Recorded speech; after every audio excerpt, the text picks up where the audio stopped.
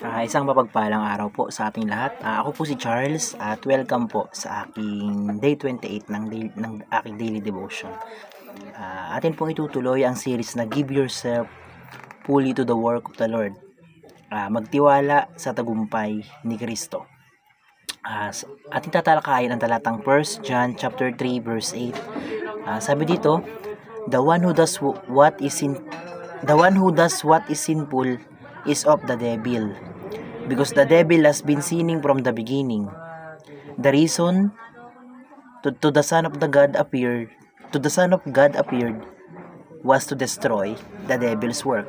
So, sa unang teaching natin, ang sabi dito, there is a battle between God and evil. So kumbaga nag-e-exist na talaga yung God and yung good and evil sa mundo natin, no, or sa sarili natin, no. So kumbaga parang alala niyo nung bata pa tayo na parang parang sinasabi na may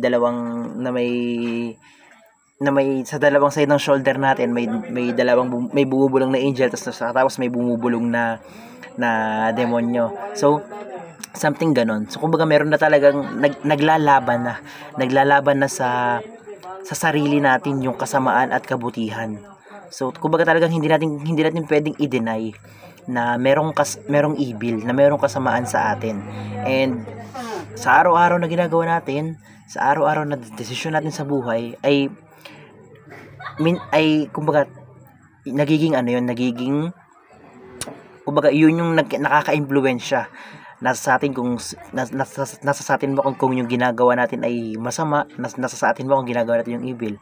Nasa sa atin kung hahayaan nating manalo yung angel o hahayaan nating manalo yung demonyo sa ating sarili, no.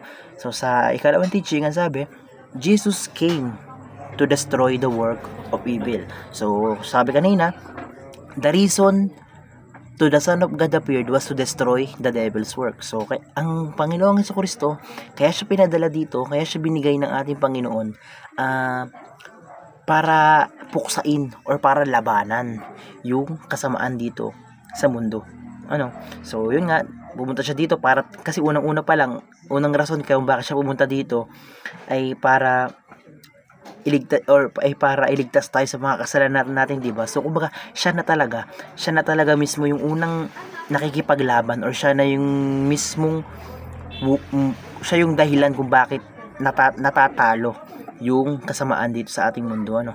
So sa pangatlong teaching, ang sabi, Christians are called to fight evil and corruption. So tayong mga Kristiyano, kung naniniwala tayo kay Kristo, syempre si Kristo ang ating Lord, si Kristo ang ating leader, and si Kristo, nilalabanan niya yung mga kasamaan. So tayo bilang tagasunod niya, dapat nilalabanan din natin yung kasamaan, kasi nga katulong niya tayo, kasama niya na tayo, so dapat parehas tayo ng goal.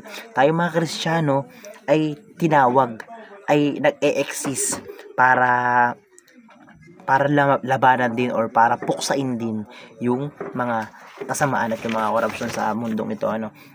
So sa unang application, punta tayo, ang sabi, please no one but God. So kumbaga parang napakahirap gawin, no. So parang sinasabi dito na wala kang dapat ibang pasayahin, wala kang dapat na gustuhin sundin kung hindi ang Panginoon lamang. Dapat sa lahat ng ginagawa natin, iniisip natin ang Panginoon, hindi natin iisipin yung pangsarili lang. Hindi tayo dapat gagawa ng bagay para lang kalugod-lugod sa sarili natin. Dapat palagi nating iniisip na ginagawa natin yung isang bagay na to kasi ito yung ikatutuwa ng Panginoon. Ito yung gusto ng Panginoon. So kumbaga wala tayong ibang papasayahin. Kasi na yun, kahit nasabihin natin na Diyos lang ang papasayahin mo, hindi mo papasayahin yung magulang mo, yung kapwa mo, kasi kumbaga parang automatic na yun. Syempre kapag pinasaya mo ang Panginoon, magiging result nun, sasaya na rin yung kapwa mo. Syempre nga naman, ano bang gusto ng Panginoon? Ano bang makakapagpasaya sa Kanya? Syempre dapat syempre maging mabait tayo, gumawa tayo ng mabuti. Syempre pag gumawa tayo ng mabuti, yung mga tao rin sa paligid natin, mapapasaya na rin natin. So kaya dapat, yun, ang unang-una nating isipin ay hindi dapat pasayahin yung iba or hindi dapat pasayahin tayo or hindi dapat pasayahin sarili natin. Dapat lahat ng ginagawa natin ay para pasayahin ang Panginoon. So, sa ikalawang application ng sabi, speak truth to power. So, kumbaga medyo sobrang hirap gawin, pero yun talaga yun eh. Speak truth to power. So, dapat tayo katulad nung mga unang mananampalataya, sila yung mga propeta, ibang mga propet na nung unang panahon ay talagang pinadinindigan nila kung ano yung katotohanan. Talagang ultimo, kahit mamatay sila, talagang sinasabi nila na, oh, mali yan sa Diyos, masama yan, ganito, hindi ganyan ang tinuturo ng Diyos. So, kumbaga, kaya nilang sabihin yon kahit ng mga panahon pa na yun, kahit na ang kapalit ay buhay nila. Syempre nung panahon naman noon, na kapag nag-speak up ka or kapag kinorek mo yung hari, syempre papatayin ka talaga.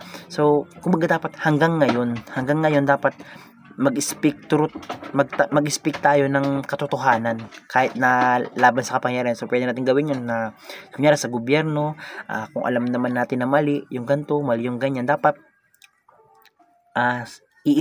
dapat isabihin natin yung totoo. Talagang ipangalandakan natin na wala, yun ang totoo eh.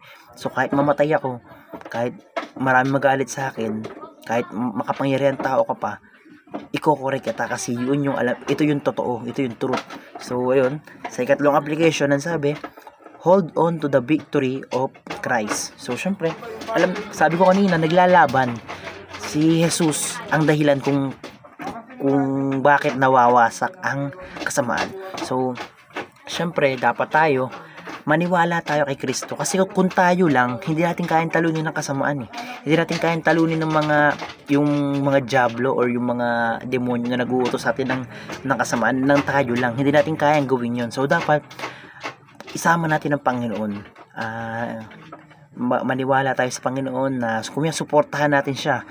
Gusto ng Panginoon na wasakin or gusto ng Panginoon na puksain ang kasamaan. So, dapat tayong mga tao, ganun din yung gawin natin. Magtiwala tayo sa Kanya na manalangin tayo or sabihin natin sa Kanya, Lord, tulungan mo po ako na ma-overcome tong mga to. Tulungan mo po ako na wag na akong gumawa ng kasalanan. Kasi kung tayo lang, hindi natin kaya. Kasi nga, yun nga, ang Panginoon Jesucristo, ang Panginoong Jesucristo, kaya siya nabuhay, kaya siya pinadala dito is para puksain ang kasamaan. So, yun lang, dapat laging maging dependent tayo sa ating Panginoon. Dapat sa Kanya tayo bumase. Dapat maging panghawakan natin yung victory niya or yung pagkapanalo niya laban sa mga masasama or sa mga laban sa mga masasamang gawain. So, ayun lamang po. Ito na ang katapusan ng aking devotion sa araw na ito. Maraming salamat po. Sobrang dami yung natutunan. Glory to God.